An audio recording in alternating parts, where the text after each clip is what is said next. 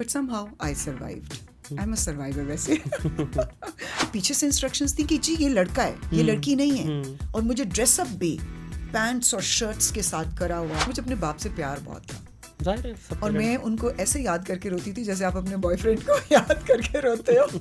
I was never a makeup person. अच्छा. हाँ, never ever. कुछ शक्ल अल्लाह ने अच्छी दी हुई थी, शायद जरूरत नहीं पड़ती थी.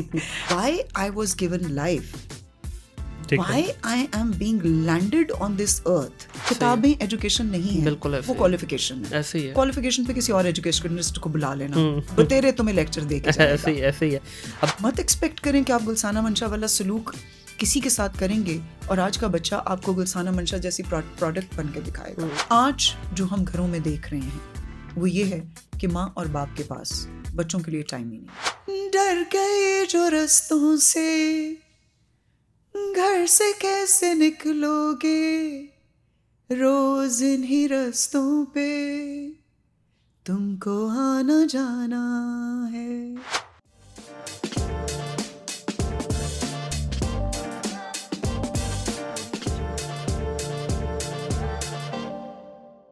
अस्सलाम वालेकुम ख़वातीन और हज़रात, welcome back to another podcast of Think Digital. My name is Munir Ahmed. आज की इस पॉडकास्ट के अंदर मेरी जो मेहमान हैं गुलसाना मंशा साहिबा, ट्रेनर्स हैं जनाब, टीचर्स को ट्रेन करती हैं. उसके अलावा मोटिवेशनल स्पीकर भी हैं, पेंटर भी हैं, राइटर भी हैं.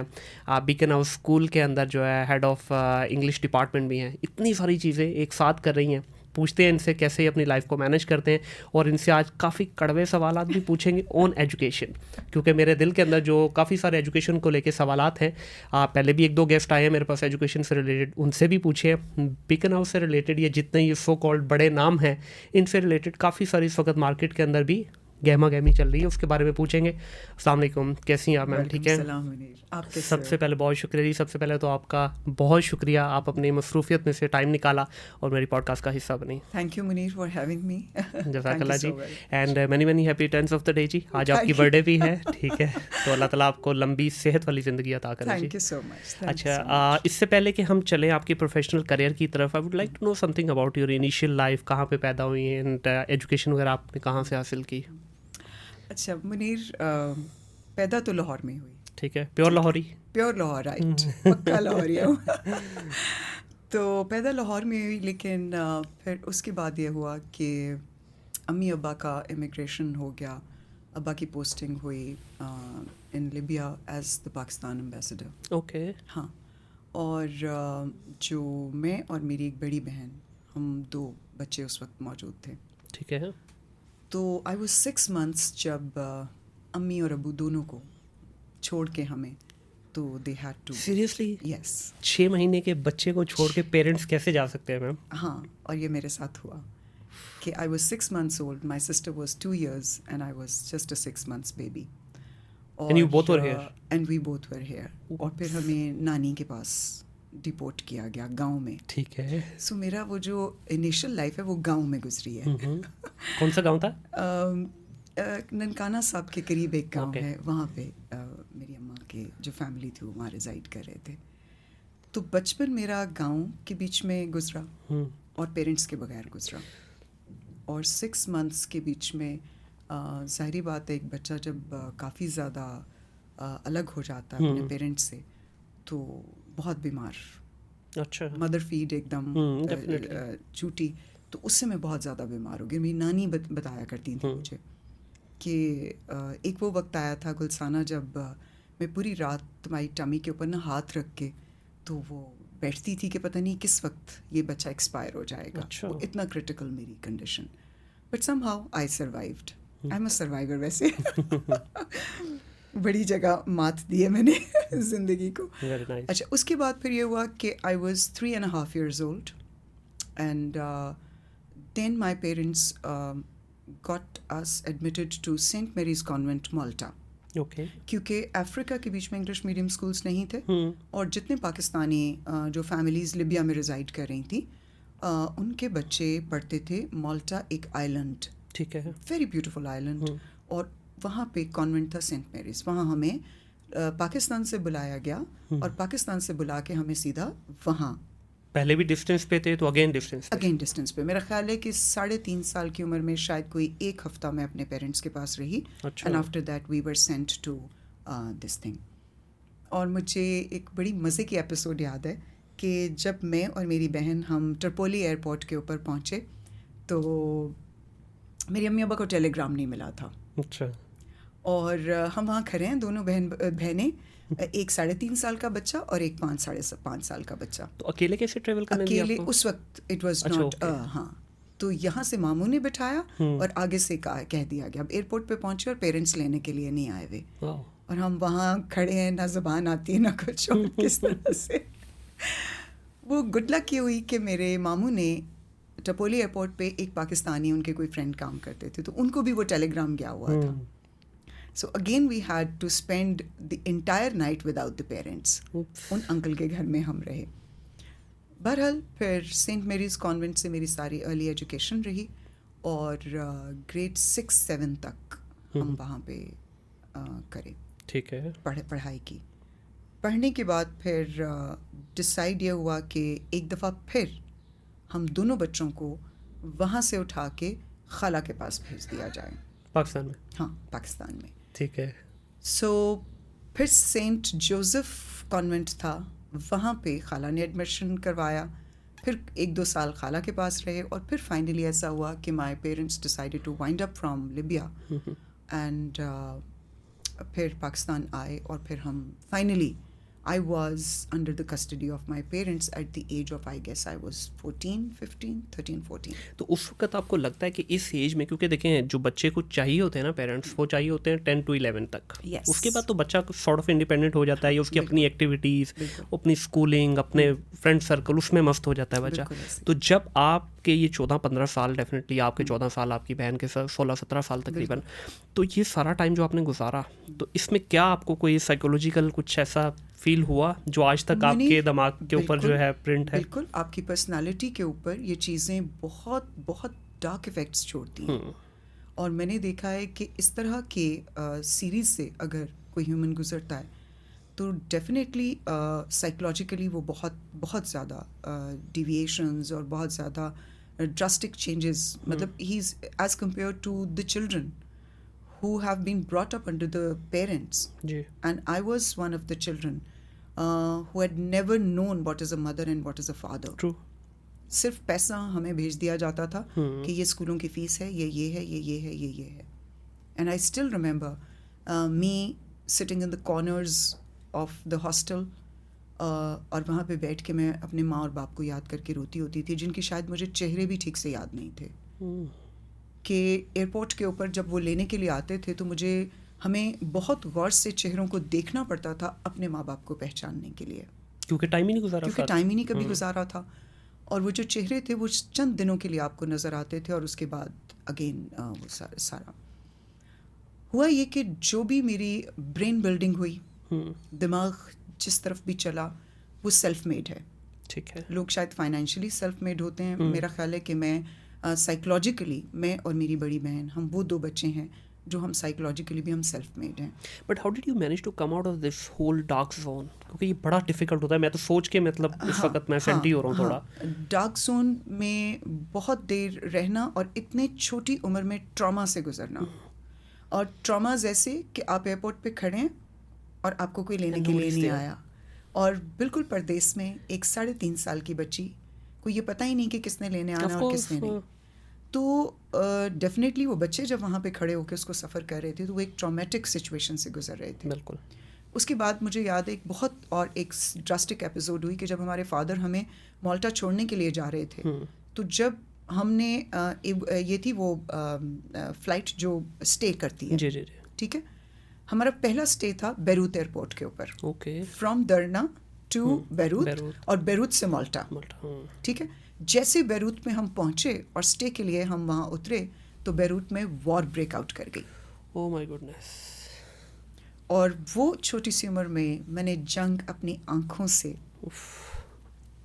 एयर रेड्स, डार्क हुआ पूरा बेरूत, और हम सड़क के ऊपर खड़े हैं। Oh my goodness. बाप है साथ, एक ऐसा शख्स है जिसको आप सिर्फ चंद दिन के लिए मिले हैं, कोई सिक्योरिटी नहीं मुझे फील हो रही थी, आज भी मुझे वो गूज़बम्स आ रहे हैं and I can recall those jet fighters. और वहाँ 48 घंटे गुजरने के बाद अगेन एक पाकिस्तानी मेरे फादर को मिला. होटल्स सारे बुक हो गए क्योंकि बैरूत एकदम लॉकडाउन पे चला गया. और हमें एक होटल 5 स्टार होटल के एटिक में 2 रातें गुजारनी पड़ी. My goodness. और उन 2 रातों में हम 2 छोटे छोटे बच्चों ने उस जंग को, मुझे याद है उस एटिक का एक छोटा सा शीशा था और वहाँ से हम बाहर देख रहे थे कि बॉम्ब्स आ रहे हैं, वो हो रहा है. तो इन चीज़ों ने बहुत इफ़ेक्ट किया. उसके बाद जब माल्टा पहुँचे तो हमने कभी नन्स नहीं देखी थी दोनों बहनों ने. और उन्होंने वो ब्लैक कलर के अपने वो गाउन्स और वो सारा कुछ पहने और मुझे ये लगा कि ये कोई जिन या भूत है. And we started crying at the top of our voices. Again another trauma for people. जब मैं अपने स्टूडेंट्स को ये एपिसोड्स कभी बताती हूँ, for them it's fun to listen to my stories because life was full of adventures since the age of 6 months.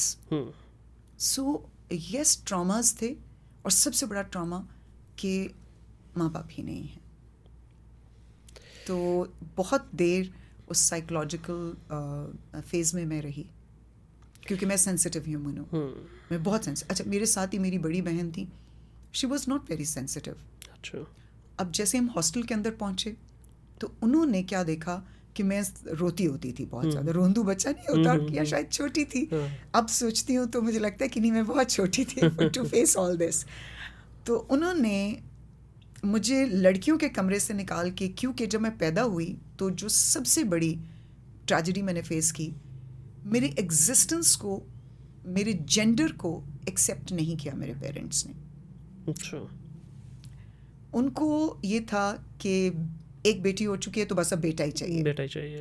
So my identity was rejected by my own parents. I was not accepted the way God had sent me to earth. My goodness. I don't know ये podcast में आगे लेके कैसे चलूँगा.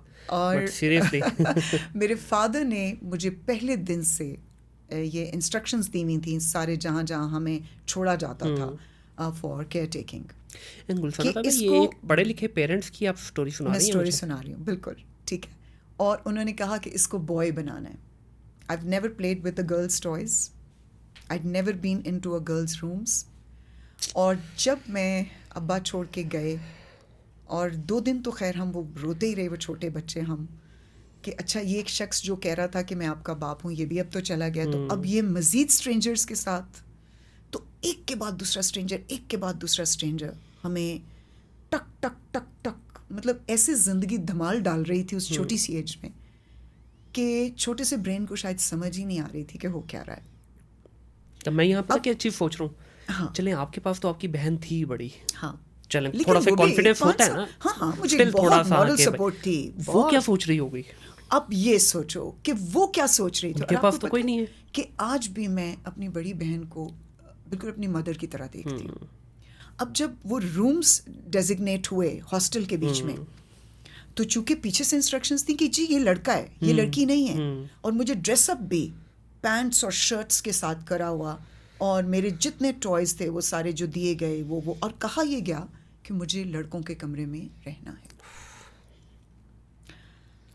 अब वो जो एक सहारा थी बहन, उससे भी अलग करके उन्होंने मुझे कट किया उस रूम से और मुझे सिस्टर डोरिका के रूम में डाला जहाँ पे सब बॉयज़. अब सोचें कि 15 beds, all boys. I was in the get-up of a boy, but I was not a boy, of course. और मेरी जितनी ट्रेनिंग नन्स ने की, वो पीछे से इंस्ट्रक्शंस थी कि इसको लड़के की तरह बड़ा करना है.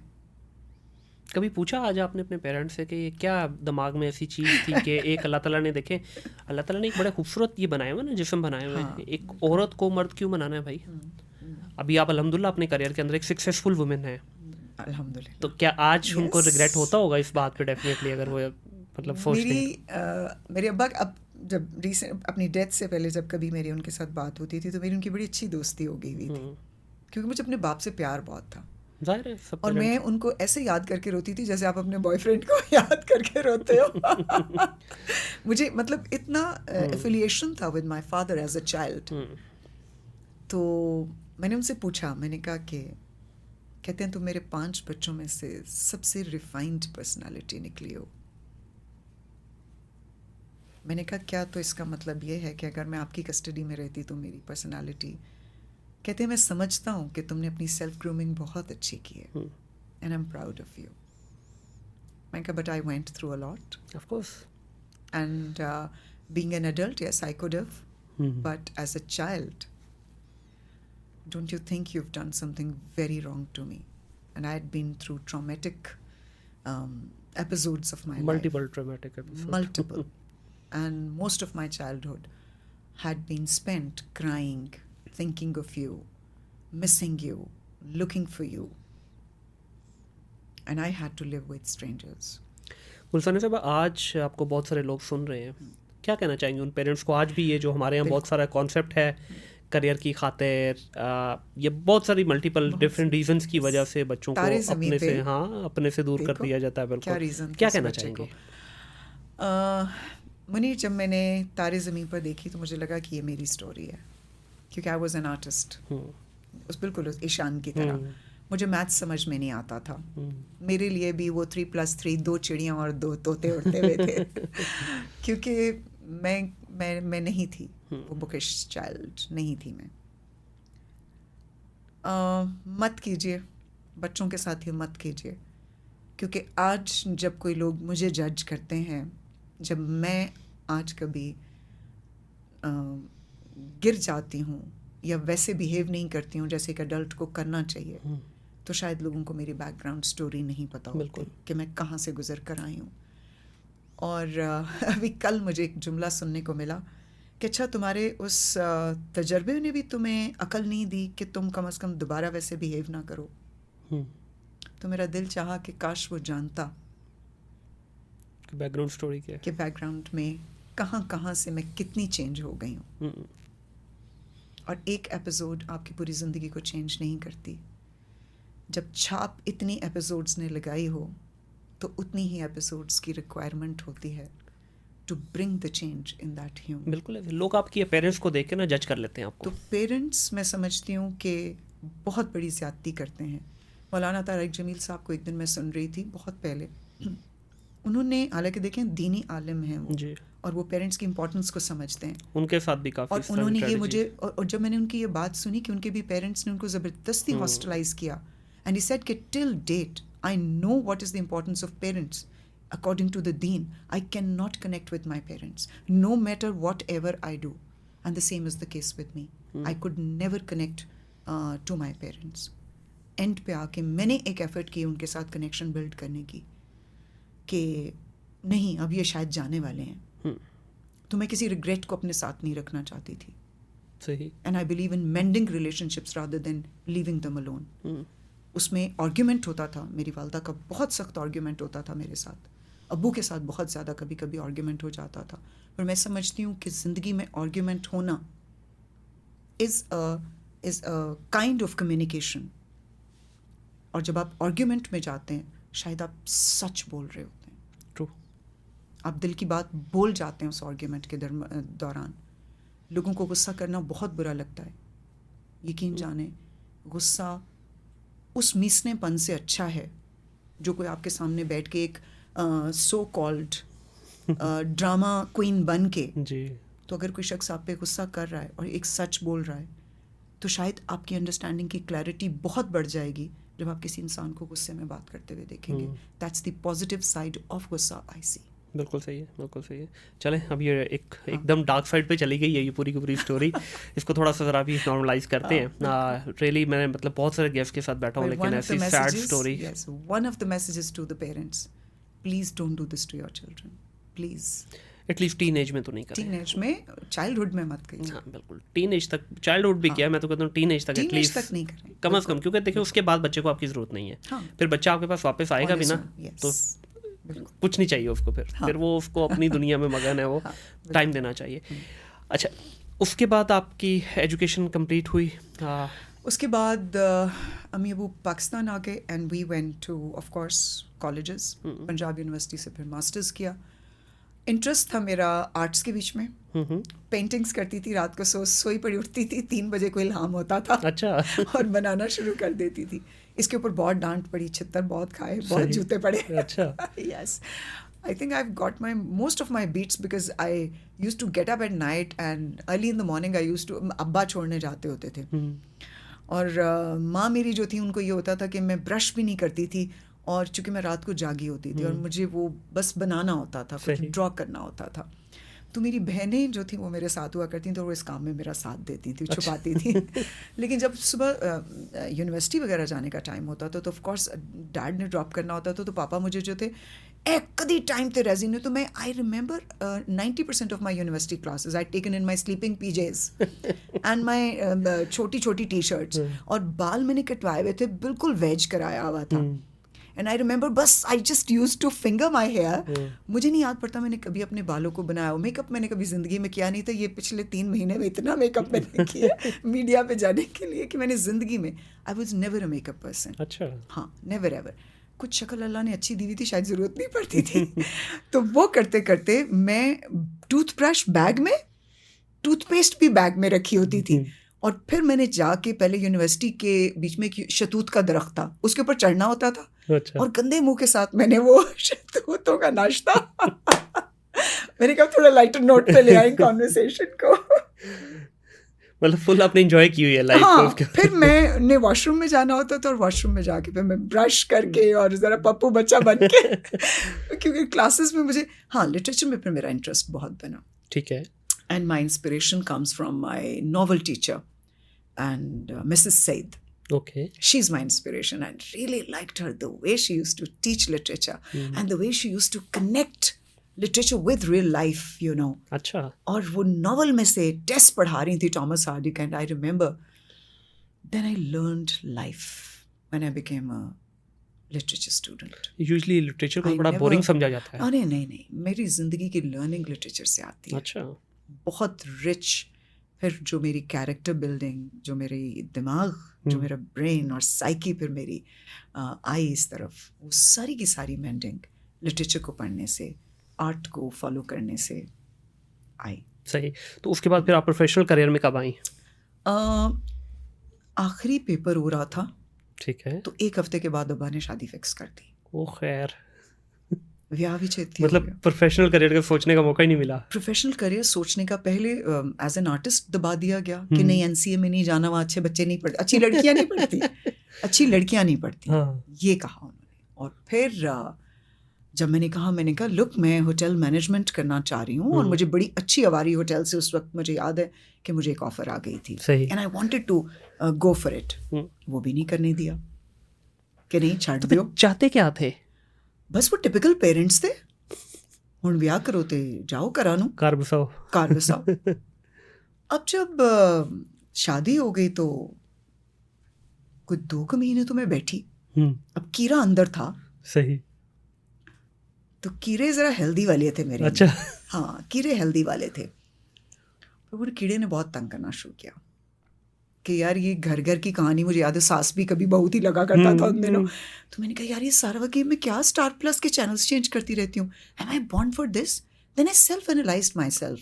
Munir, I thought why I was given life, why I am being landed on this earth. ये प्लेटफॉर्म मुझे क्यों अल्लाह मियाँ ने दिया है, और क्या करना है मुझे. चलो, रोना धोना मैंने कभी जिंदगी में किया ही नहीं कि माँ बाप ने पेंटिंग नहीं करने दी, ये नहीं करने दी. आगे देखो यार, आगे क्या कर सकते हो. वो तो हो गया. सो अब क्या उसका मैं रोना बैठ के रोती और क्या मैं उसका वो करती. अब देखना ये था कि आगे मैं क्या कर सकती हूँ, और ऐसा क्या काम है जो मेरी नेचर को सेटिस्फाई भी करेगा. लो जी, मैंने घर में बात की. मैंने कहा यार मैं तो करना चाहती हूँ काम. सही. मैंने कहा सवाल ही नहीं पैदा होता. पठान फैमिली 7 ਨੂੰਹਾਂ ते एक घरों बाहर नहीं निकली. तू कह रही है मैं घरों बाहर जाना. मैं कहा मैं तो जाना. It's not about going out of the house. I'm such a creative person. I can, do hundreds of things inside the house as well. But मुझे कुछ काम करना सीखना तो है ना. मुझे फील्ड में जाना पड़ेगा. अच्छा जी, वो जो हस्बैंड साहब थे वो तो मुंह बचोर के बैठ गए 2 महीने के लिए. अच्छा. फिर मुझे लगा कि my mother in law was a very gentle lady. सही. एंड मुझे लगा कि इनसे बात की जा सकती है. I talked to her and she said कि हाँ है तो बड़ी अच्छी गल है। मैंने कहा है अच्छा, अम्मी वाकई मैं कर लूँ? कहती है बताओ क्या करना। यूजुअली उल्टा होता है वैसे। नहीं, मेरी और मेरी मदर इन लॉ के बीच इतना कमाल का एक रिलेशनशिप था। और वो कहती होती थी गुल मैं तेरे साथ रह सकती हूँ, ये जो मेरा बेटा ना मैं इसके साथ नहीं रह सकती, मैं तुम्हारे साथ सारी जिंदगी रह सकती हूँ। But she turned out to be a very good friend and she said yes okay, but एक है बेटा प्रॉब्लम कि देखो मैं भी इस घर की औरत हूँ और मुझे फेस करना पड़ेगा इस चीज़ को और तुम्हारे लिए बात करनी पड़ेगी। The only thing you can do is teaching.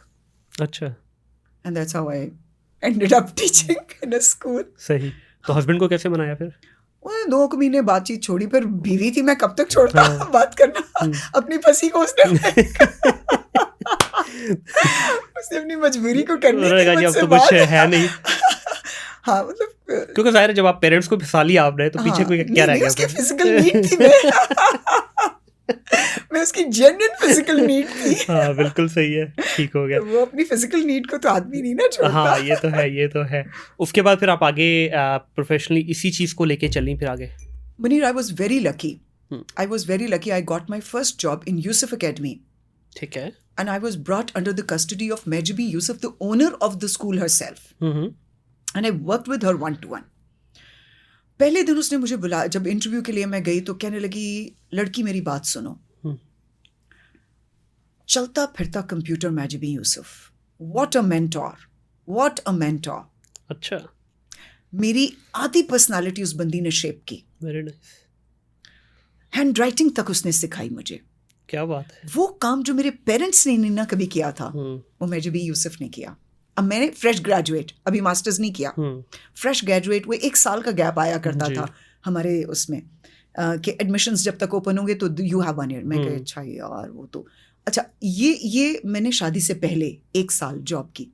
मेहजबी Yusuf ने मुझे सिखाया सारा कुछ करके।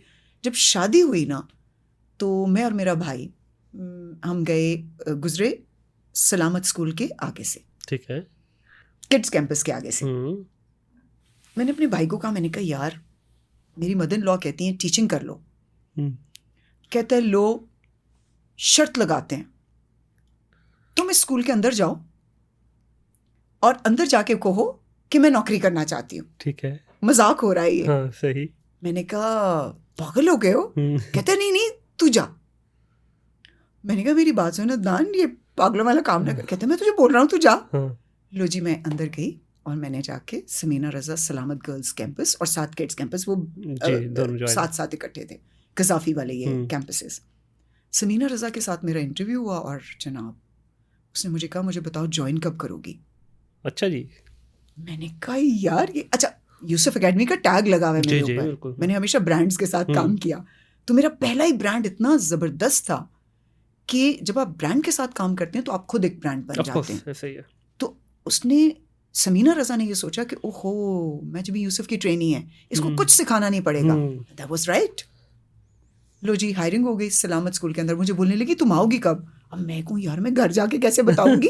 वो जो शौहर है मेरा, वो जो शौहर है वो, अच्छा अदनान को मैंने जाके बाहर बताया, मैंने कहा उन्होंने तो मुझसे कॉन्ट्रैक्ट साइन करवा लिया है। लो जी, फाइनली हस्बैंड के साथ मेरी बात हुई और उसने मुझे उस दौर में ये बात कही। उसने कहा कि अगर तो ये 12 से 15 हज़ार की तुम्हें सैलरी देते हैं जो कि उस वक्त इम्पॉसिबल थी, तो तुम ज्वाइन कर लो। उसने शर्त ही ऐसी रखी कि होगा नहीं, कौन बेवकूफ इसको देगा 12,000 या 10,000 रुपए। मैंने समीना की मुझे कॉल आ गई तो मैंने कहा कि समीना मेरी जो सैलरी डिमांड है, this is something that I am demanding for. She says Gulsana tell me when you can join. अच्छा, मतलब मान गई उसके ऊपर भी? यार उसकी एक आंख थी Munir, she recognized me, she did not hired me. There is a difference and I had been very lucky that I always came across bosses उनको ये नहीं पता होता था कि हम इन्हें हायर कर रहे हैं, मुझे पहचान जाते थे। कहते हैं ना पहचानना उस इंसान को, उस टैलेंट को। समीना ने मुझे पहचान लिया। आपको बेसिकली जौहरी मिले। मुझे जौहरी मिले, मुझे हमेशा जौहरी मिले। मैंने कभी अपने जौहरियों को निराश नहीं किया। आज भी जब आप समीना रजा से, मिसेस सलामत से जब आप मिलेंगे तो वो लोगों को मेरी मिसाल दे के कहती हैं कि उसका काम जाके देखो, उसको देखो, उसको देखो वो कैसे टीच करती है, उसकी कॉपीज देखो कितनी खूबसूरत हैं यार, उसकी क्लासेस देखो, ऐसा लगता है किसी आर्टिस्ट ने क्लास को डिजाइन किया हुआ है, इसलिए उसके बच्चे उसके साथ खुश रहते हैं क्लासेस में। सही। तो उनके साथ फिर मैंने समीना के साथ ज्वाइन किया। अब समीना ने 1 हफ्ते के बाद ही मुझे कहा कि मेरे स्कूल में एक प्रोग्राम हो रहा है and you are going to host. अच्छा। मैंने कहा होस्टिंग और मैं, स्पीकिंग और मैं? She said yes you gonna do it. लो जी, she was the first lady ever brought me to a mic के ऊपर आ गई मैं, और मैंने कंडक्ट किया। स्विमिंग गाला हो रहा था और किया, जबरदस्त क्या वो। Very nice, very nice. फिर उसके बाद 1 ही साल के बाद फिर मेरी गुड लक हुई, मिसेस सलामत ने साइकस स्टार्ट किया। ठीक है। और उनको साइकस चूंकि इंटरनेशनल ब्रांड बनने जा रहा था सलामत स्कूल, तो उनको अपने सलामत स्कूल के फैकल्टी में से बेस्ट फैकल्टी चाहिए थी।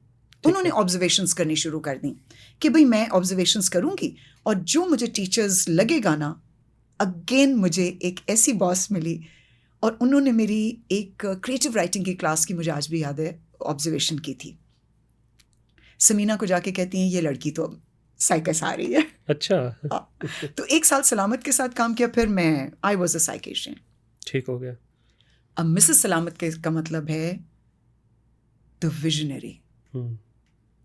मिसेस सलामत का मतलब है the most talented and you know an ideal person to work with. Interview किया इन्होंने मेरा, ठीक है, और मुझे कहने लगी कि बस आप मेरे साथ काम करोगे गुलसाना। और I remember I was 23 years old अच्छा, when she took me। Very nice. 23 साल की मैं थी, और बस फिर उन्होंने शेप करना शुरू किया मुझे। फिर उन्होंने मेरी आर्टिस्टिक नेचर को बहुत अप्रिशिएट किया, because she herself was an artist. उनको मेरा आर्ट्स अच्छा लगता था क्लास के अंदर। फिर उन्होंने मुझे टीचिंग करना सिखाया। तो फिर मैंने अपनी जितनी आर्टिस्टिक नेचर थी, अगेन मुझे जौहरी मिला था। सही।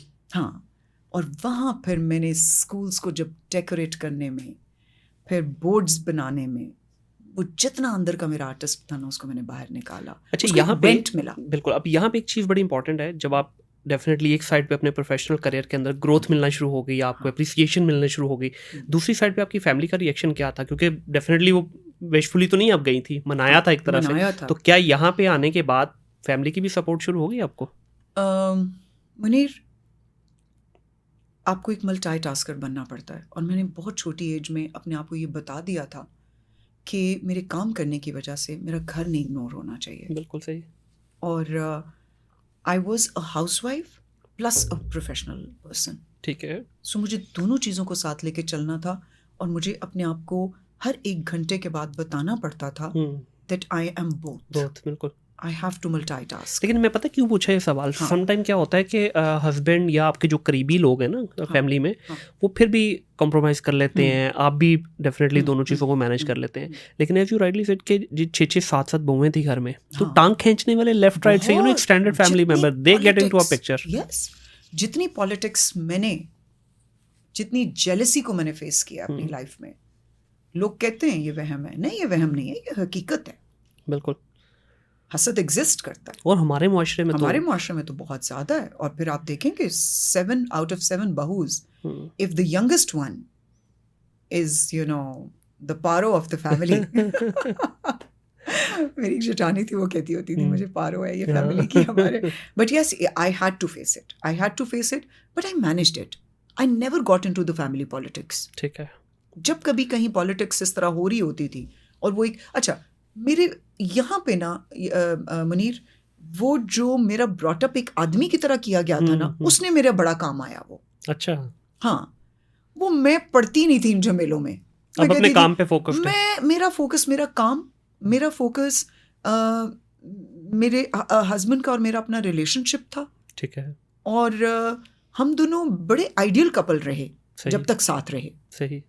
एक आइडियल कपल की तरह, मतलब फैमिली हमें कमेंट किया करती थी कि बड़ा कमाल इनकी दोनों की अंडरस्टैंडिंग है। तो जब तक मैं रही उसके साथ, तब तक मतलब मैंने जिस हद तक मैं चल सकती थी मैं ज़रूर चली। अगेन मैंने आपको बताया कि मेरी इतनी ट्रॉमेटिक चीज़ें थी तो मेरे लिए भी चीज़ों को कहीं कहीं डेफिनेटली मुश्किल हुआ होगा मैनेज करना। ऑफ कोर्स ऐसे ही है। चैलेंजेस मैंने फेस किए, कई जगह गिरी, कई जगह बहुत बुरा भी मैं गिरी। लेकिन मेरा ख्याल है जब आपके इर्द गिर्द के लोग जो है ना पिलर की तरह आपके साथ काम कर रहे हो ना, जिस तरह आपने बोला कि आपको बॉसेस नहीं मिले, आपको मेंटोर मिले या मुझे आपको एक mentors कोच मिले, मिले मुझे ऐसे coach जिन्होंने आपको ज़िंदगी में खड़ा किया, तो बिल्कुल। वहाँ पे आप गिर भी जाएं तो मसला नहीं है। हाँ, इसलिए कि मेरे ये जो, और सबसे मज़े की बात ये थी कि ये जितने भी मेरे बॉसेस थे, ये मेरी पर्सनल लाइफ भी मैं इनके साथ शेयर करते थे। मतलब उनके साथ रिलेशन ही ऐसा बन जाता था हम्म, कि वो अपनी लाइफ मेरे साथ शेयर करती थी। अब सारी बात शी वॉज एक्सपीरियंस्ड, और वो मुझे मतलब मुझे याद है मैं एक दफ़ा बहुत बुरे उस पर गई साइकोलॉजिकल कोलैप्स पे, ठीक है। And she was the one, she took me out. क्योंकि माँ के साथ तो मेरा रिलेशन कभी बना डेवलप ही ही नहीं नहीं। हुआ ना। मैं सही। माँ के साथ तो जाके कभी बात कर ही नहीं मैं पाती थी कि अम्मा ये हो रहा है, ये हो रहा है, ये हो रहा है। तो वो होता ये था कि मेरे जो बॉसेस थे कि नहीं बेटा ये नहीं करना, इसको ऐसे करना है, इसको यूं करना है, इसको यूं करना है। सही। और मैंने उनको सुना भी। I always use to respect my elders. I never disrespected my elders. शायद आई कामयाबी की वजह भी यही है। I listened to them. क्या आप समझती हैं कामयाबी की वजह भी यही है? यस, क्योंकि देखिए कामयाबी जो किसी एक फैक्टर की वजह से नहीं आती। मुनीर, कभी कभी मुझे ऐसा भी लग रहा होता था ना कि वो गलत बात कर रही हैं, या वो मेरे दिमाग एक्सेप्ट नहीं कर पाता था। यकीन जानो मैं उसको एक्सपेरिमेंट करने के लिए मैं उस चीज़ को पकड़ लेती थी। ठीक है कि नहीं मुझे करना है। देखो तो सही, एक्सपेरिमेंट्स बहुत किए मैंने अपनी लाइफ में, बहुत एक्सपेरिमेंट्स किए हैं।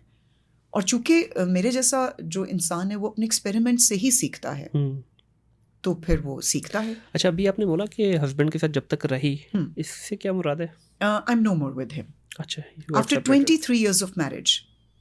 अच्छा, would you be comfortable sharing this story? What happened? Yes, no problems. If my story can be a milestone for somebody, so why not? क्योंकि 23 years is a long journey, उसके बाद तो आप चाहते हुए भी एक दूसरे की जो है ना वो कहते हैं ना हिस्सा बन जाते हैं। और अभी मैं पिछले दिनों किसी को बता रही थी कि उस शख्स को इश्क था मुझसे। तो फिर क्या हो गया ऐसा? मुझे लगा कि मैं नहीं थी कंफर्टेबल। अच्छा, आपके एंड से आप लग रही थी कि पर्सनालिटी क्लैश बहुत बड़ा था। लेकिन गुलसाना साहब 23 साल के बाद आपको पता चला कि पर्सनालिटी क्लैश है। समझ, मैंने आपको कहा है ना कि लर्निंग कभी कभी, कि जब उस शख्स ने मुझसे ये बात कही कि उस एक्सपीरियंस को करने के बाद भी तुम्हें अक्ल नहीं आई कि तुम्हें क्या करना चाहिए और क्या नहीं करना चाहिए, कि ट्रॉमेटिक एपिसोड्स इतने हार्श स्ट्रोक्स लगाए हुए थे कि हार्श डिसीजंस लेने पड़ते हैं फिर आपको अपने आप को सिखाने के लिए। सही। और मैंने अभी आपको थोड़ी देर पहले ये बात भी कही कि मैं रिलेशनशिप्स को छोड़ने में बिलीव नहीं करती। वो मेरी ज़िंदगी का पहला रिलेशन है अब तक जिसको मैंने खुद छोड़ा। सही। और बड़े फ्रेंडली नोट पे छोड़ा।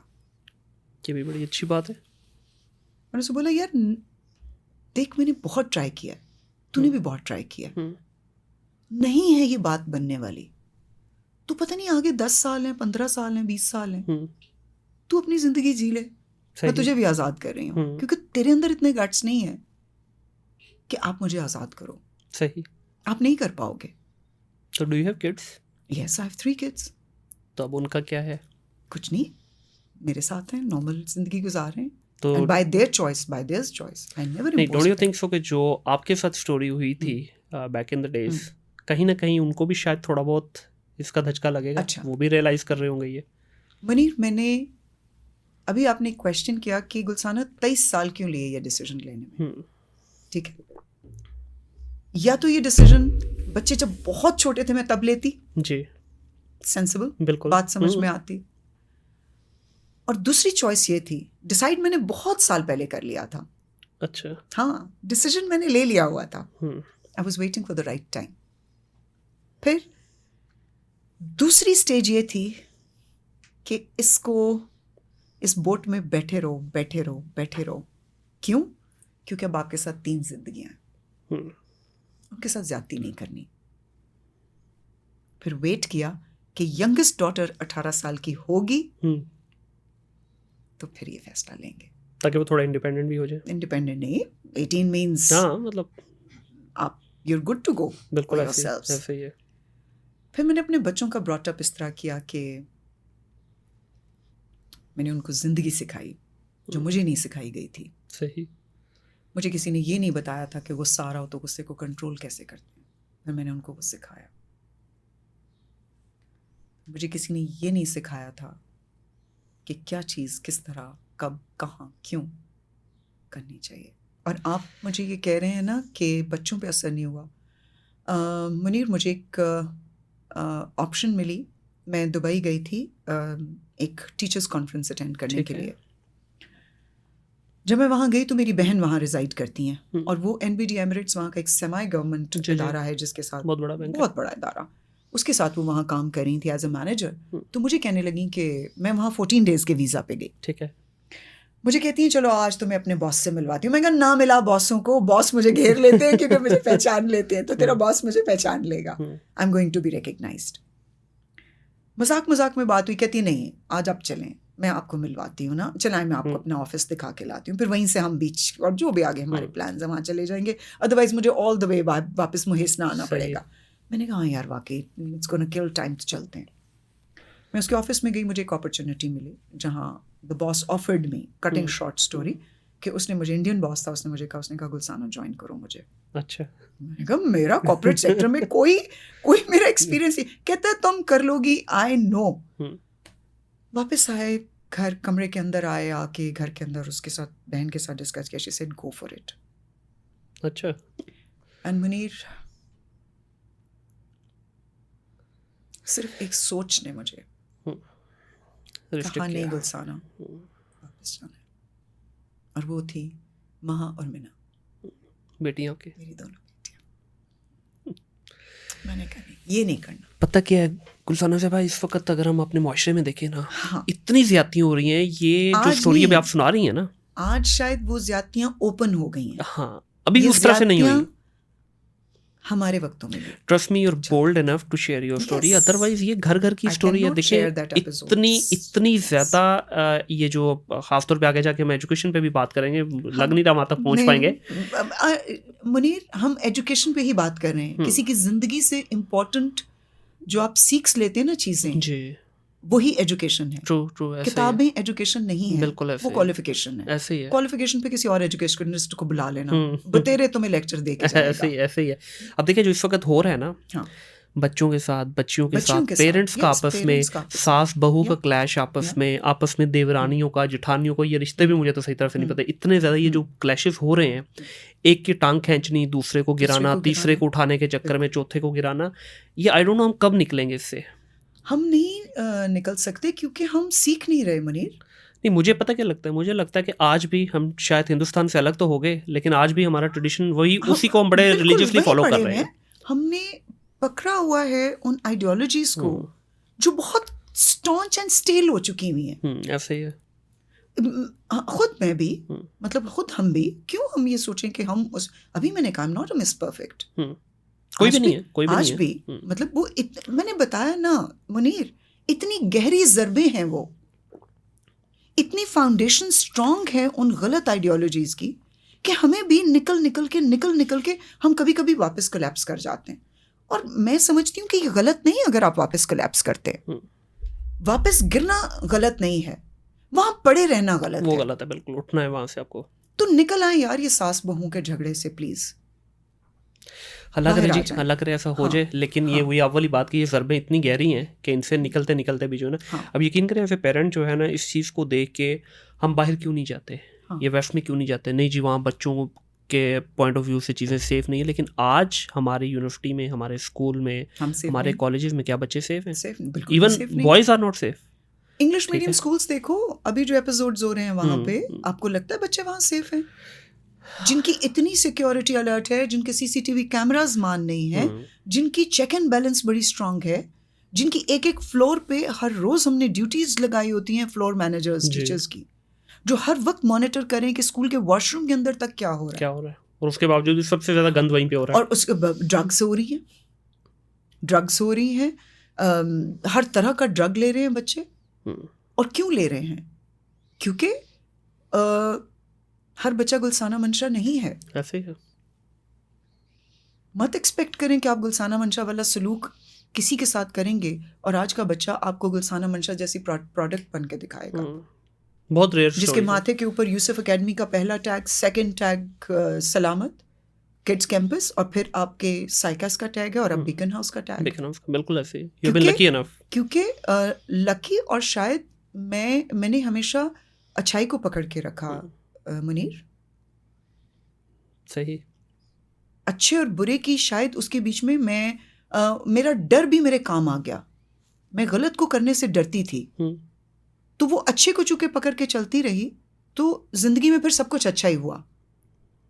सही। गाइडलाइंस ना होने के बावजूद, एडल्ट्स के ना होने के बावजूद, पेरेंटल गाइडेंस ना होने के बावजूद भी, और सेल्फ डिसीजंस लेने की आदत थी, तो ऐसी एज पे फिर डिसीजंस लिए मैंने।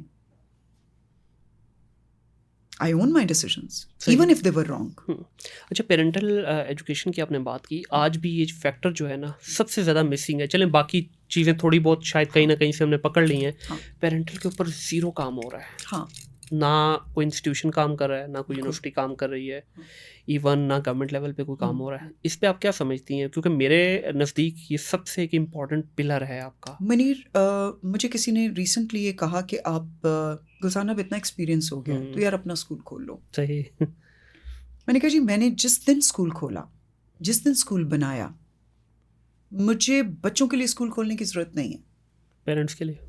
ये स्कूल होगा पेरेंट्स के लिए। How to teach the skills of parenting to the parents. सही। How to tell mothers what is motherhood.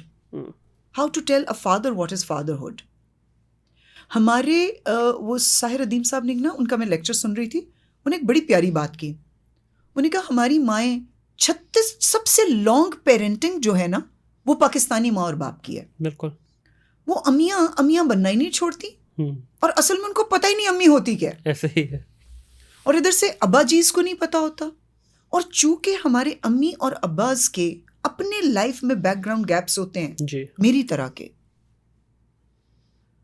Munir, ये सिर्फ मेरी अकेले की स्टोरी नहीं है, ये हर दूसरे घर से आपको ये कहानियां बिल्कुल ऐसे ही थोड़े मुख्तलिफ अंदाज में निकलेंगी, लेकिन ये मेरे जैसी कहानी आपको हर घर के अंदर से निकल आएगी। ट्रू। अब देखें किस तरह की डार्कनेस है बैकग्राउंड में। ठीक है, अब पेरेंटिंग भी नहीं सिखाई गई। बेटी ने ग्रेजुएट, अभी मैंने आपको बताया कि मास्टर्स का आखिरी पेपर देके बल्कि 2 पेपर्स लीक आउट हो गए। अब भाई ने क्या, नहीं तुसी विआह करो, जाओ बाद चो दे देना पेपर्स। तो अब एक ग्रेजुएट लड़की को जो बेचारी कैंटीन के समोसे खा के भी एंजॉय कर रही है, और उसको वो कैंटीन का समोसा भी फैसिनेशन है, और उसके लिए कॉलेज के बाहर खड़ा हुआ लड़का फैसिनेशन है। बिल्कुल। वो क्या जानेगी जिंदगी को। ऐसे ही है। चलें, ये तो फिर अब भी ओनली मेंटर फॉर द बेटी एंड द बेटा इज द माँ। हाँ, बिल्कुल ऐसे ही। और माँ उन्हें सिखाया ही नहीं। देखें, ये तो फिर भी चलें, आपकी क्या एज थी जब शादी हुई है? 21। इस वक्त आप चले जाएं थोड़े गांव देहात वाली साइड पे, 14 15 साल की बच्चियों की शादियां हो रही। मतलब उस बच्ची को भी, बेचारी को ये नहीं पता कि आप तो बोल रही ना समोसा और वो सारी, चले आपने को टेस्ट कर ली है जिंदगी में कुछ 4 चीजें, उनको तो पता ही नहीं। उनको यही नहीं पता। अभी तो वो क्या कहते हैं, वो पंजाबी में स्टापू खेल रही हैं, बिल्कुल, और उनकी शादी हो रही है। ठीक है, यस, उनकी शादी हो रही है। उनकी शादी तो फिर कैसे आगे जाके वो बनेगी, ये माँ कैसे बनेगी? अच्छी माँ कैसे बनेगी? नहीं बन सकती, क्योंकि ना उस बेचारी ने अभी जिंदगी देखी, ना उसने अभी दुनिया देखी, ना उसने दीन देखा, और उसको आपने डाल दिया बच्चे पैदा करने के चक्कर में। और फिर सेल्फ लर्निंग भी नहीं सिखाई जाती, सेल्फ डिस्कवरी करना नहीं सिखाया जाता। मतलब सिखाना तो कुछ है ही नहीं ना। बिल्कुल ऐसे ही है। अब आते हैं थोड़ा सा एजुकेशन के ऊपर आ जाओ। जो स्कूल की एजुकेशन है, हमारी करिकुलम वाली एजुकेशन, आपको क्या लगता है?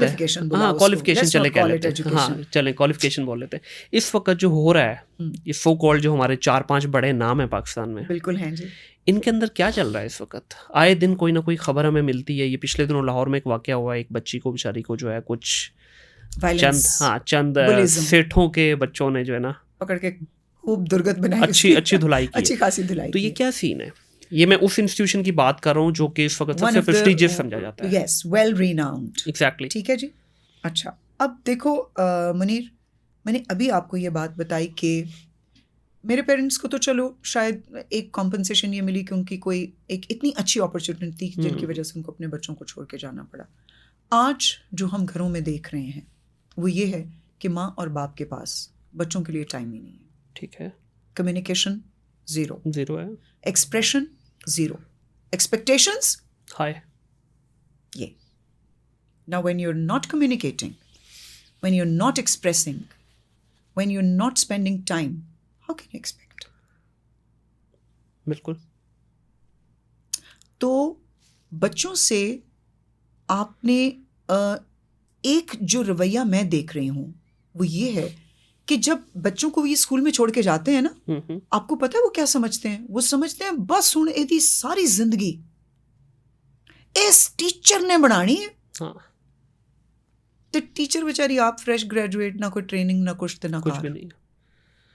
ये इंग्लिश मीडियम स्कूल्स तो फिर कुछ अच्छी कॉन्ट्रीब्यूशंस दे रहे हैं. मैं आपको बताऊं, where they are training teachers, where they are teaching you strategies. I am a trainer and I know कि कितनी कमाल लेवल की ट्रेनिंग्स बीकन हाउस के अंदर. सही. बहुत ज़बरदस्त. साइकेस में जब मैं कर रही थी, अब्बास हुसैन जैसे मेरे मेंटोर्स हैं जिनसे मैंने ट्रेनर बनना, मतलब जब मेरा दिल चाहता था कि मैं अब्बास हुसैन की तरह का ट्रेनर बनूं. सही. ठीक है, तो ट्रेनिंग्स तो बहुत अच्छी, कम से कम ये स्कूल ये कंट्रीब्यूशन कर रहे हैं. इतनी अब अच्छी आगे कंट्रीब्यूशन है तो फिर ये प्रोडक्ट क्यों नहीं सही निकल रहा? प्रोडक्ट इसलिए सही नहीं निकल रहा कि डील कर रहे हैं आप ह्यूमन से जी, और ट्रेनिंग दे रहे हैं आप मनी मेकिंग की. बड़ा प्यारा पॉइंट आपने रेज कर दिया है. मनी मेकिंग की आप ट्रेनिंग दे रहे हैं. सही. एडमिशन कैसे घेरना है, टीचिंग स्ट्रेटजी कैसी रखनी है, हाँ. कॉम्प्रिहेंशन स्ट्रेटजीज तुमने कैसे पढ़ानी है.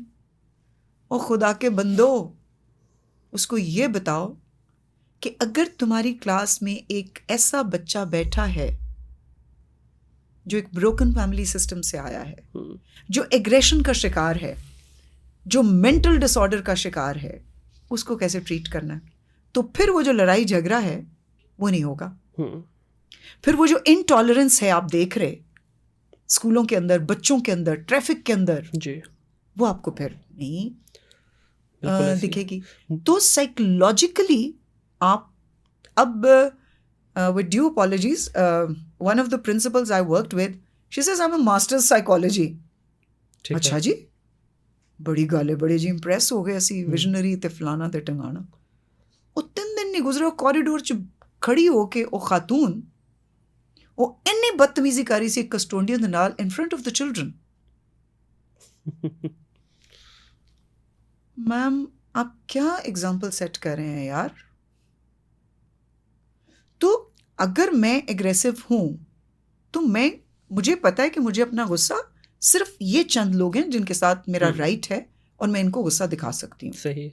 वो एक मान होता है आपको, बिल्कुल, कि नहीं यार इसके साथ अगर मैं ऊंचा भी बोल जाऊंगी तो ये बंदा या ये बंदी या ये बच्चा मेरा जो है ये मेरे साथ चलेगा. सो आपको डिसाइड करना होता है कि गुस्सा आता नहीं है, गुस्सा करते हैं. तो बेसिकली वो जो इमोशनल ट्रेनिंग है ना घरों से हो रही है ना स्कूल्स में हो रही है. और इसका आगे जो साइड इफेक्ट आ रहा है यहाँ तक रुक नहीं रहा ना. आगे देखें इस वक्त जितने बड़े स्कूल्स हैं आपके, अब पता नहीं वो बोलना चाहिए ये चीज़ें या नहीं, क्योंकि बच्चे भी सुनेंगे डेफिनेटली ये, लेकिन ये कड़वी हकीकत ही है. आपके कोकेन वहाँ चल रही है, बिल्कुल चल रही है, फीम चल रही है, जितने मतलब मुझे तो उन नशों के नाम भी नहीं आते जो नशे जो है इस वक्त कर रहे हैं. और ये कौन से ग्रेड के बच्चे हैं? 10th ग्रेड से नीचे के बच्चे. जस्ट थिंक अबाउट इंटरमीडिएट में क्या होगा, ग्रेजुएशन में क्या होगा, मास्टर्स में जाके क्या होगा. ये ब्रीड आगे जाएगी ना डेफिनेटली. ठीक है, इसी ब्रीड ने आगे जाके, जिसको हम कहते हैं हमारे मुल्क का मुस्तकबिल है, ठीक है, तो जो 60% हमारा मुस्तकबिल अगर नशों पे लगा होगा तो हम क्या करेंगे आगे जाके. बिल्कुल. और मुनीर, जो मैं देख रही हूँ कि इस नशे के साथ साथ एक जो और ट्रॉमा जिसको हम फेस कर रहे हैं, कि पिछले 2-3 सालों में मैंने देखा कि आए दिन मेरे फेसबुक के ऊपर, चूँकि मेरे स्टूडेंट्स ज़्यादा हैं, कभी किसी एक स्कूल का बच्चा है उसकी डेथ हो गई है जी, अब जी इस बच्चे की डेथ होगी. अच्छा, सबकी एक सिमिलैरिटी आ रही है. सुबह कमरा खोला तो वो मरा हुआ था बच्चा. ये अगला सवाल भी मेरा यही था कि सुसाइडल जो अटेम्प्ट हो रही है, सुसाइड हो रही है या वो जो नशा कर रहे हैं वो मतलब ओवरडोज हो गई, ओवरडोज होगी. मैं ये समझती हूँ कि स्कूल में किताबें पढ़ाने से ज्यादा इस वक्त the need of the time is not to teach books, it's the need is to teach life skills, ethical values के ऊपर काम कराया जाए. और हमारे यहाँ लाइफ स्किल्स टीच करने का कोई ट्रेंड ही नहीं है, समझ ही नहीं है कि लाइफ स्किल्स होते क्या हैं. लाइफ स्किल्स क्या है? How to face your failures, how to face your fears, how to face a traumatic situation, how to face a breakup in a love relationship. बिल्कुल. आज भी हम इतने बड़े बड़े हो गए, जरा सा कोई दोस्त अच्छे तरीके से बात ना करे तो पता नहीं हमारे दिमाग की भंबीरी देखिए घूम पता जाती है है। सबसे बड़ी प्रॉब्लम क्या है हमारे यहाँ, हम फेलियर को समझते हैं कि ये दुनिया की आखिरी चीज ये है, खत्म दुनिया हो की गई, आखिरी इसके बाद चीज़ है, आगे इसके लाइफ बाद- खत्म है। आप दुनिया का कोई कामयाब शख्स उठा के देख लें, मैं बिजनेस की मैं बड़ी रियलिस्टिक बिल्कुल, बात करूंगा, हाँ। दुनिया का कोई आप कामयाब शख्स उठा के देख लें, आपको थाउजेंड ऑफ फेलियर उसकी लाइफ में मिलेंगे तब वो कामयाब बना है। अच्छा, अब देखो, यहाँ चूंकि मैं लिटरेचर का बंदा हूँ, विलियम शेक्सपियर, कोई स्कूलिंग नहीं है, हाँ बिल्कुल, कोई मेजर स्कूलिंग नहीं जी है। ऐसा ही है। लुक मुनीर, जब मैं पढ़ाती हूँ ना शेक्सपियर, तो शेक्सपियर आपको सिखाता है जिंदगी। फिर वो एड्रेस करता है मैकबेथ में जेलसी के इमोशन को, सही, एंगर के इमोशन को, और जहां लेडी मैकबेथ एक औरत उकसा रही है हस्बैंड को कि तुम जो लेडी मैकडफ है उसका कत्ल करोगे। Look, playing the lady, Macbeth playing with the brain of the husband, and Macbeth performs the murder.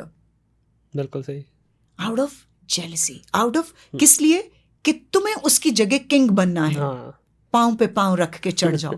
So everything is okay in आज की जनरेशन। अच्छा, आज की जनरेशन भी नहीं, मैंने देखा हमारे जो 40s 50s के भी लोग हैं, उन्होंने भी ये कमाल सा जुमला पकड़ लिया है, एवरीथिंग इज ओके। हाँ ओके, लेकिन नहीं है। Hello, nothing is okay, you have to make things go okay. बिल्कुल, आपको चीजों को ओके करना पड़ता है।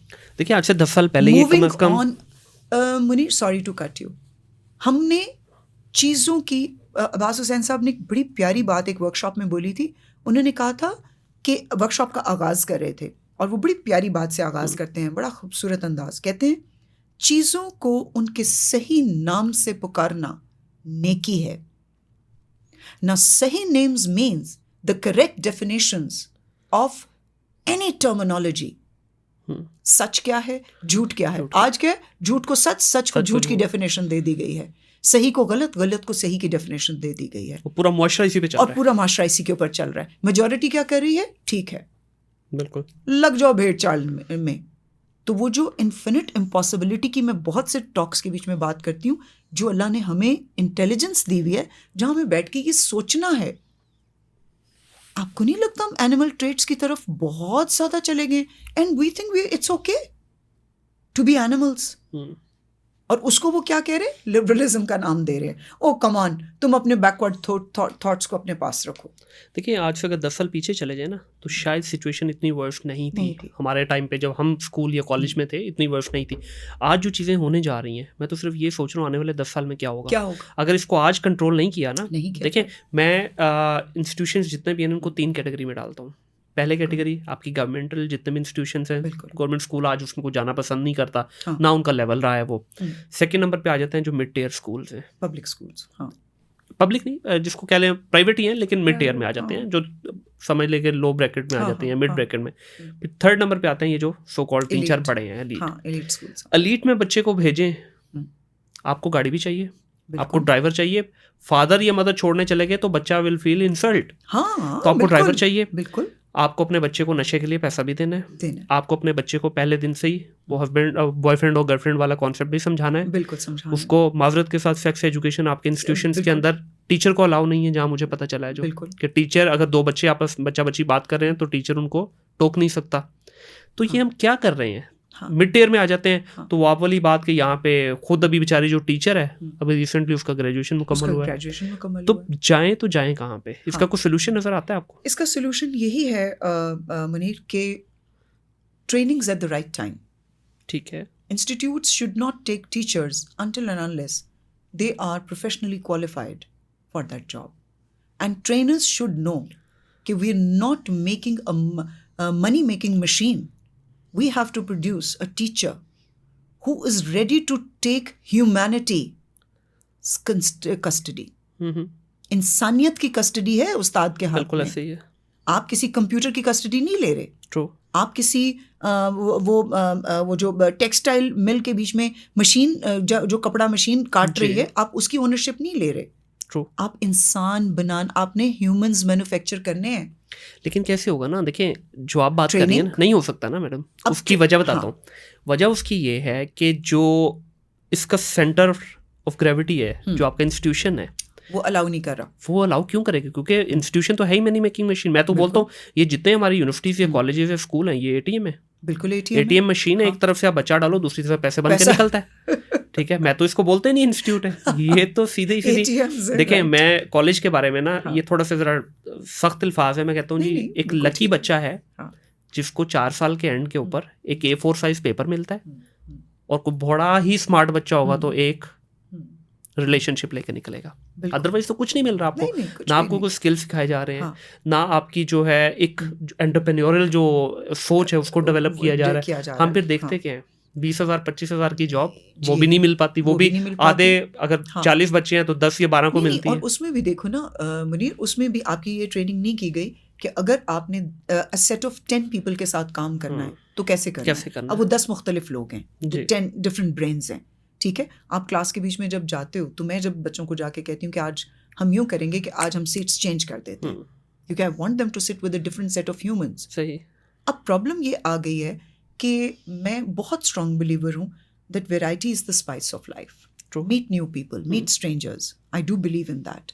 बट प्रॉब्लम ये आ गई है कि लोगों ने ये समझ लिया है कि मूव ऑन करने के लिए ना आप नए नए लोगों से मिले और पिछले वालों को भूल जाए, ठुड्डा कराते जाएं। ऐसे ही अगर पिछले वाले को आपको हर्ट भी करना पड़ता है तो कर दें। क्यों? क्योंकि आपको अपना कंफर्ट जोन चाहिए, आपको अपनी रिलैक्सेशन चाहिए, आपको अपने आप को कंफर्टेबल रखना है। This is not called self discovery, for God sake we need to correct the definition. This is called selfishness. अच्छा, अभी एक नया कॉन्सेप्ट आया है and what is your take on that, home schooling का। बहुत सारे लोग खासतौर पे इस्लामाबाद में ये काफ़ी प्रिवेल की है, ये कॉन्सेप्ट जो है होम स्कूलिंग की तरफ आ गए हैं। देखो, अगर तो होम स्कूलिंग जो है ethics and etiquettes of life सिखा रही है तो आई एम विद इट। सही। तो अगर वो घर आके भी स्कूल वाला ही तमाशा कर रहे हैं टीचर्स कि 2 दूनी 4 होता है बेटे, बस रट्टा लगा लो। नहीं, होम स्कूलिंग से मुराद मेरी वो नहीं है। बहुत सारे पेरेंट्स ने ये चीज़ शुरू की, इवन मेरे कुछ जानने वालों ने, वो खुद पेरेंट्स पढ़े लिखे हैं, तो उन्होंने डिसाइड किया दोनों में से किसी एक ने कि भाई ठीक है चले, एक अगर दोनों वर्किंग थे तो एक ने क्विट किया, चले मैं अपनी लाइफ में जबरदस्त उसको छोड़ता हूँ, अब मैं बच्चों की टेक केयर करूंगा प्रॉपरली, या करूंगी। अब इसमें आ जाती है एक चीज़ यहाँ पे थोड़ी सी जो डिस्कम्फर्ट कर रही है बच्चों को, वो है एक्स्ट्रा करिकुलम एक्टिविटीज। इस पे इनफैक्ट हम बात भी कर लेते हैं थोड़ी सी। इस वक्त सबसे ज़्यादा जो चीज़ मिसिंग है हमारे इस पूरे इकोसिस्टम में, एजुकेशन के इकोसिस्टम में, वो है extra curriculum activities. Extra curriculum बच्चा बिल्कुल प्ले ग्राउंड में प्ले उसमें जा रहा है, प्ले ग्रुप में, नर्सरी में जा रहा है, बच्चे का वेट है 7 to 8 kg, 10 kg, उसके बैग का वेट है 15 to 20 kg, और लिटरली है इतना 10-12 किलो बड़े आराम से बच्चे का बनता है। उसकी सारा कुछ अगर आप डालते हैं, क्या ये ज्यादती नहीं है बच्चे के साथ? बहुत ज्यादती है। हमें सारी जिंदगी में एवरेज स्टूडेंट रही, सही, किताबें कभी वो नहीं थी। एक्स्ट्रा करिकुलर ने एक रोल प्ले किया मेरी जिंदगी में, जो मैं गाती भी हूँ। I am a singer, I am a painter, I told you, I am a writer, I am a director now, because I had been participating in the plays which used to be the literary societies conduct करती थी। और अभी कोई 2 हफ्ते पहले मैंने एक play में एक्टिंग भी की है। Very nice. छोड़ना कुछ नहीं, मतलब छोड़ना कुछ नहीं। अब कहाँ से आया ये इतनी डाइवर्सिफाइड जो पर्सनालिटी आ जाती है फिर आपके अंदर, कि आप हर एक्सप्रेशन को पकड़ पाते हैं जिंदगी के। Extra curricular activities. फिर एक वक्त था कि मैं बैडमिंटन चैंपियन। अच्छा। यस, मैंने अपने स्कूल को, अपने कॉलेज को प्रेजेंट किया, बैडमिंटन चैंपियन रही मैं। अभी भी बास्केटबॉल बच्चे जब मेरे स्कूल में कोर्ट में खेल रहे होते हैं तो I don't sit in the staff room. अच्छा। मैंने बच्चों के साथ कोर्ट में मौजूद होना है। मिस, आज आपके साथ मैच होगा बिल्कुल होगा। फिजिकल एक्सरसाइज बहुत ज़रूरी, गेम्स का पार्टिसिपेशन, एक्स्ट्रा करिकुलर एक्टिविटीज़ अपना रोल प्ले करने लगी।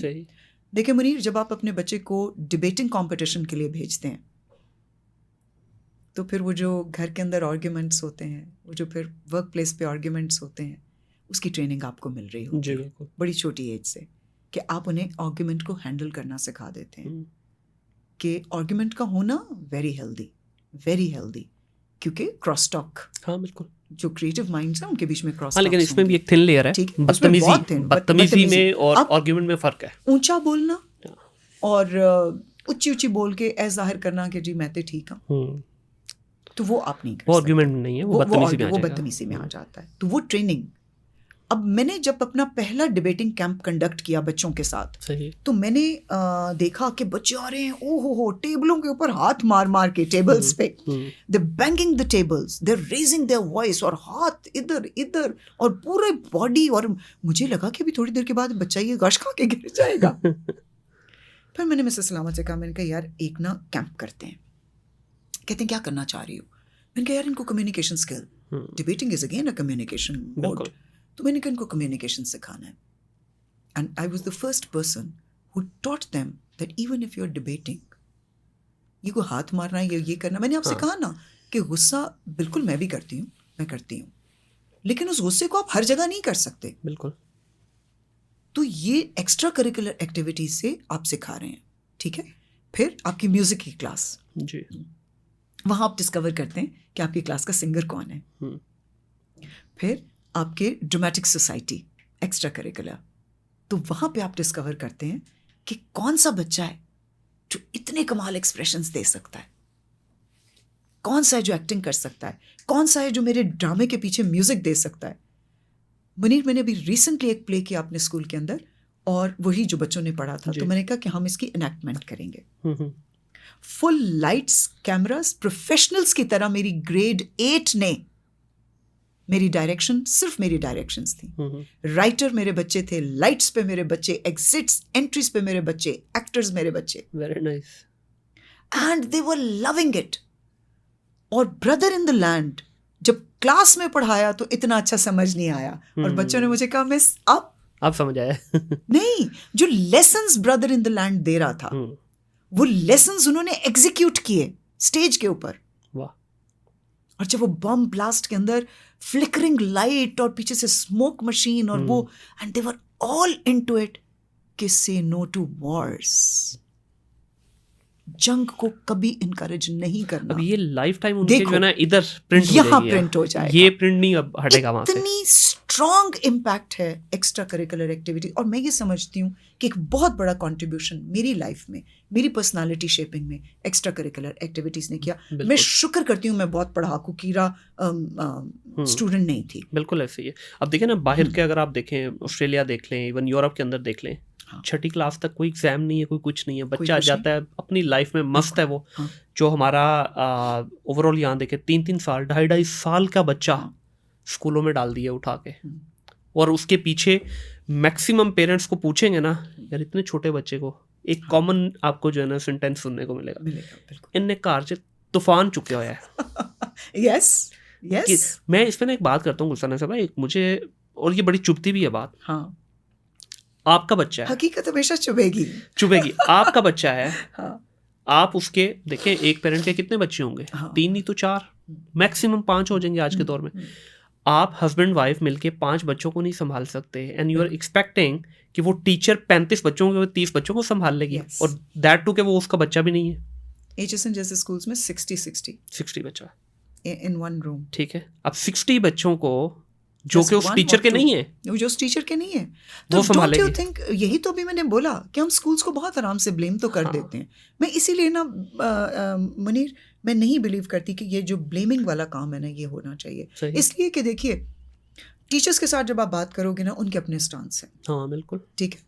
और वो यकीन जाने वो सच्चा रोना है, वो जो मैं रोज सुनती हूँ, और मैं जो रोज स्टाफ रूम में बैठ के वो जो मैं सुन रही होती हूँ, वो मतलब मैं उसको डिनाई नहीं कर सकती, because that is reality, and reality is always bitter. बिल्कुल ऐसे, रियलिटी इज ऑलवेज बिटर। तो आप समझती हैं कि ये 2 वे एफर्ट होनी चाहिए? ये 2 वे एफर्ट होनी चाहिए। पेरेंट्स को ये समझने की ज़रूरत है कि school is not everything. Teachers को ये समझना चाहिए कि हमारी जितनी ड्यूटी है यार, कम से कम हम उतनी तो करें, ठीक है। और देखिए, मैं भी तो उसी अंग्रेजी मीडियम स्कूल के बीच में टीच कर रही हूँ जी। मैं भी तो लाइफ कनेक्शंस बना रही हूँ, मैं भी तो बच्चों को लाइफ स्किल्स सिखा रही हूँ उसी करिकुलम से निकाल के जी। और मैं एक एग्जांपल दे रही थी कि a tale of 2 cities, it's a 3 book novel, एक 600 सफ़ेदा नॉवल, ठीक है। और वो कहते हैं हमारे करिकुलम में, वो कहते हैं कि जी आपने इसको पढ़ाना है। अच्छा, जब बुक 2 पे आते हैं ना आप, तो वो कहते हैं कि बस इतना ही काफ़ी है। I was the first ever teacher Beaconhouse की जिसने 3 सालों में जब मैंने अ टेल ऑफ 2 सिटीज़ पढ़ाया, मैंने कंप्लीट 3 बुक्स पढ़ाई। सही। मतलब ऐसा नहीं है कि मैं करिकुलम के ऊपर कॉम्प्रोमाइज कर रही हूँ, ऐसा नहीं कि मैं करिकुलम को इग्नोर कर रही हूँ। वो जो टीचर एक वावेला मचाते हैं ना जी, हमारे ऊपर बड़ा एक स्पैंकिंग है कि आपने करिकुलम को मीट करना है, हमारे ऊपर बड़ा प्रेशर है। उसी प्रेशर के साथ मैं लाइफ स्किल्स टीच कर रही हूँ बच्चों को। ज्यादा समझ आता है, ज्यादा समझ आता है, आसानी से आएगा। और इसीलिए मेरे स्टूडेंट्स मेरे फ्रेंड्स हैं। मेरे साथ मुनीर, बच्चियां और बच्चे अपनी वो पर्सनल बातें कर जाते हैं जो वो अपनी सगी माँ के साथ, और मैं उन्हें बोलती हूँ, मैं कहती हूँ यार अपनी अम्मा के साथ जाके ये बात करना, बताओ अपनी अम्मा को what are you going through. Miss मुझे ना वो लड़का अच्छा लगता है, मैं कह जाओ जाके कहो उसको। आपस में बेसिकली बॉन्डिंग। लेकिन आपको ट्रेनिंग देनी है बच्चे को कि बेटे अगर आप रिलेशनशिप में भी जा रहे हैं जी। आप देखें कि हम एडल्ट्स अभी तक रिलेशनशिप्स को स्ट्रगल करते हैं। हाँ जी। मुझसे ये एक्सपेक्ट किया जाता है कि तुम इस रिलेशनशिप में ऐसे कैसे बिहेव कर सकती हो। क्यों यार, मैं एक इंसान हूं। बिल्कुल। किसी भी वक्त किसी तरह का भी इमोशन मेरे अंदर जनरेट होना एक नेचुरल फिनोमिनन है। बिल्कुल। सिर्फ उसको थोड़ा सा इतना ट्रेन कर दीजिए कि वो सुइसाइड की हद तक ना ले जाए, सिचुएशन को मैनेज हो जाए। कि अगर गुलसाना रात को रोकर सोई है, या कोई बच्ची अगर रात को या बच्चा रात को रो के या डिस्टर्ब सोया है, तो द नेक्स्ट डे गुलसाना और दैट चाइल्ड और दैट बॉय और द गर्ल और द मदर और द फादर और any relationship you name it is ready for the next day. सुबह उठ के आप ये नहीं बच्चा सोच रहा कि आज तो मैंने गोलियां खा के मर जाना है, आज तो मैंने ना इसको ब्लॉक ही कर देना है। क्यों कर देना भाई ब्लॉक? कितनी बड़ी डुअल ट्रिक प्ले कर रहा है आपका ये gadget. It's a communication gadget. हाँ बिल्कुल। With the option block a person. Look at the irony of the situation. तो खाली स्कूल्स क्यों? बिल्कुल। आप फोन बना रहे हैं कम्युनिकेशन के लिए जी, और ऑप्शन दे रहे हैं कम्युनिकेशन ब्रेक करने के लिए। तो do the companies please remove the option block if you want humans to meet human. लेकिन बिजनेस खत्म हो जाएगा ना उनका। अरे क्या बिजनेस खत्म होगा? आप जो देंगे इंसान को, इंसान वो अडॉप्ट करेगा। मुनीर, कोई बिजनेस ठप नहीं होता, ट्रस्ट मी ऑन दिस। नहीं होता, लेकिन बात वही आ जाती है ना कि हर एक ने अपनी दुकान चमकानी है। जो आप ऑफर करेंगे ह्यूमैनिटी उसी को एक्सेप्ट करेगी। बिल्कुल ऐसी है। चलें, अभी ऑलरेडी हमारा ओह माय गुडनेस 1 घंटा 20 मिनट की पॉडकास्ट हो चुकी है। इसको अभी क्विकली हम जो है ना सम अप करते हैं जी। आखिरी बस 2 चीज़ों को क्विकली मैं टच करूंगा। आपने कहा आप आर्टिस्ट भी हैं। बिल्कुल। ये इतनी सारी चीज़ें कैसे मैनेज हो रही हैं? आर्टिस्ट तो एक अलग ही नेचर का, राइटर की नेचर एक अलग, आर्टिस्ट की अलग, उनकी ज़िंदगी तो एक बिल्कुल डिफरेंट तरीके से चलती है। अच्छा, क्या आपकी जो लाइफ है, मेरा सवाल ये है कि जो आपकी लाइफ है, जितना ये आप गुजरी हैं थिक एंड थिन से, क्या इसको आप ट्रांसफॉर्म करती हैं into your paintings? Yes I do. तो कैसे मैनेज होती हैं? बस आ जाता है उसके ऊपर, जो बनता जाता है बनाती जाती हूँ। सही। तो प्रोफेशनली कर रही है या बस शौकिया? नहीं, अपने अभी तक तो पर्सनल उस तक है। एक है इरादा, बिल्कुल एक इरादा बन रहा है, क्योंकि जो एक दो big names of in the field of painting, ठीक है, उन्होंने जब मेरा काम देखा तो दे सेड कि नहीं तुमने कहीं से सीखा है। मैंने कहा नहीं भाई, नहीं सीखा। अच्छा। सीखा तो कुछ भी नहीं मैंने जिंदगी में, गाना भी नहीं सीखा। गाती भी हूँ, यूनिवर्सिटी के जितनी शील्ड ट्रॉफीज हैं एज अ सिंगर वो मैंने ली हुई। पेंटिंग्स में जो कॉन्टेस्ट्स हुआ करते थे, यस आई यूज्ड टू। मैंने बड़ा पैसा बनाया मुनीर। अच्छा। मैंने ना बड़े मजे मजे के कार्ड्स बना बना के ना लड़कियों को मैं बेचती थी और वो अपने बॉयफ्रेंड्स को देती थी। वो क्या बात है। तो मुझे लगता है कि मेरी आर्टिस्टिक नेचर ने मुझे इतनी फोल्ड्स ऑफ लाइफ को एक्सप्लोर करने का मौका दिया। और मुझे लगा कि मैंने ज़िंदगी को जो इतना एक्सप्लोर किया, एक तो मैं थिंकर हूँ, मैं सोचती हूँ, गलती करने जब कर बैठती हूँ तो किसी के कहने से पहले मुझे पता लग जाता है कि मैं यहाँ गलत कर गई हूँ, और एक्सपेक्ट ये करती हूँ कि सामने के जो लोग हैं वो मुझे नॉर्मल ह्यूमन बीइंग समझें। सही। कि मुझसे भी गलतियाँ होती रहेंगी। तो अगर मेरे साथ चलना है तो उनके साथ पेंटिंग्स, आर्टिस्टिक नेचर ने मुझे बहुत कुछ डिज़ाइन करना सिखाया और मैंने बहुत कुछ लाइफ में बच्चे डिज़ाइन किए, अपने स्टूडेंट्स डिज़ाइन किए। Very nice. आज मैं बहुत बड़ा बोल नहीं बोलती मुनीर, लेकिन मैं समझती हूँ कि मेरे स्टूडेंट्स आज भी जब मुझे गेट बैक करते हैं तो वो ये कहते हैं कि मिस गुलसाना, ये लाइन हमारी ज़िंदगी के कैनवस पे आपने ड्रॉ की थी, वेरी नाइस। इस रंग का छींटा आपने हमारे कैनवस पे फेंका था। खूबसूरत। तो मुझे लगता है I have shaped personalities, though I myself I need my personality to be yet, it's an ongoing ये प्रोसेस, लर्निंग। जब लर्निंग रुक गई तो आप वो रुक तो गए जब बस। आखिरी सांस है तब भी मैं कुछ सीख ही रही होंगी, तब क्योंकि भी शायद कोई मैंने mistakes सुना है कर ये ही कहते रही हुए, होंगी। मैंने पर्सनली तो इन चीज़ों से मेरा ताल्लुक नहीं है, कि एक सिंगर जो होता है ना, वो अपनी ज़िंदगी के जितने भी थिन एंड थिक है ना, आवाज़ के थ्रू उतारता है। एक Yes. पेंटर अपनी पेंटिंग एक कैनवस पे उतारता है, फिर राइटर जो है वो बुक में उतारता है। Yes. आपके पास तो ये तीनों ऑप्शन आ गई, मेरे पास तीनों तो options तीनों को फिर मैनेज करती है। तीनों को मैनेज करती हूँ। लिखे तो मैंने तकरीबन 30 के करीब राइटअप्स हैं जो मैंने लिखे। अच्छा। मैं किसी खास जॉनरा को फॉलो नहीं करती, फ्री राइटिंग। एक सही तो मैं है। आज़ाद परिंदा हूँ, ठीक मुझे है। आप ये नहीं कह सकते कि यहाँ वर्स है तो यहाँ प्रोज क्यों है, यहाँ प्रोज है तो यहाँ वर्स क्यों है। और फिर मैंने वॉइस ओवर भी करना शुरू किया, सही। तो मैंने सोचा कि आवाज़ को भी इस्तेमाल करूँ। हम्म। कोक स्टूडियो करने का ड्रीम है। अच्छा। आपने बार बार सिंगिंग का इतना कह दिया, यूजुअली मेरे फॉर्मेट में मैं करता नहीं हूँ, लेकिन एक हो जाए, मेरा ख्याल है एक हो जाए। शेर इरशाद हो जाए और एक अच्छा। छोटा सा कोई अगर 2 लाइनें गुनगुनाना चाहे, यार, उसी पे ही हम लोग जो है शेर ना, इरशाद तो मैं इंग्लिश में लिखती हूँ, वो तो साड़ी आवाम दे पल्ले ही नहीं पड़े। वो तो साड़ी आवाम दे पल्ले नहीं, आवाम को माशाल्लाह बड़ी अच्छी समझ है और सारा कुछ है। चले एक को 2 लाइनें हो जाए, उसी पे फिर हम पता नहीं इख्तिताम उसके करते ऊपर हैं। कोई वो लग ना जाए आपकी, वो क्या होता है वो जो यूट्यूब Strike? के ऊपर स्ट्राइक लगती है, उसको मैडम, मैनेज कर लोगे? कोई टेंशन नहीं है, स्ट्राइक होती है अगर मैं किसी का लगाऊंगा, यहाँ तो सिंगर सामने बैठा है। अच्छा। नहीं, मैं गाऊंगी किसी का ही गाना। जी जी, कोई ठीक है? मसला नहीं है। डर गए जो रस्तों से, घर से कैसे निकलोगे, रोज इन्हीं रस्तों पे तुमको आना जाना है। जिंदगी है अजनबी, जिंदगी है अजनबी। क्या बात है, मैं तो समझ रहा तो कुछ चुलबुला सा गाना सुनाएंगी। आपने इसमें भी वंस अगेन लाइफ का एक्सपीरियंस उतारा है। ज़हन के दरीचे पर सोच की ये दस्तक है, तुमको याद रखना है, ये आके भूल जाना है।